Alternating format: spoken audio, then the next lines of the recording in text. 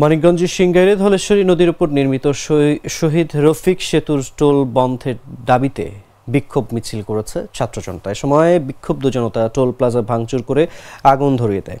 সকাল 10:30টার দিকে ঘটনা ঘটে। এতে প্রায় 1 ঘন্টা বন্ধ থাকে হিমায়তপুর সিংগাইর আঞ্চলিক মহাসড়কের যান চলাচল।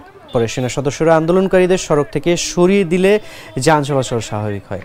সকাল 10টার দিকে পূর্ব ঘোষণা অনুযায়ী সিংগাইর উপজেলার ধল্লা শহীদ রফিক সেতু এলাকায় জড়ো হন কয়েকশো মানুষ। এরপর তারা বিক্ষোভ মিছিল নিয়ে সাভারের তোতলঝোড়া এলাকায় টোল প্লাজায় যায়। এ সময় বিক্ষুব্ধ জনতা টোল প্লাজা ভাঙচুর করে আগুন ধরিয়ে দেয়।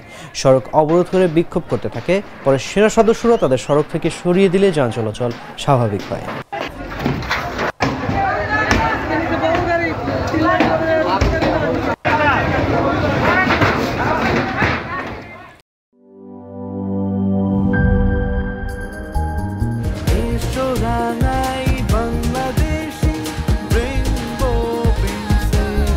রেইনবো পেইন্টস, ছড়াও জীবনের রং।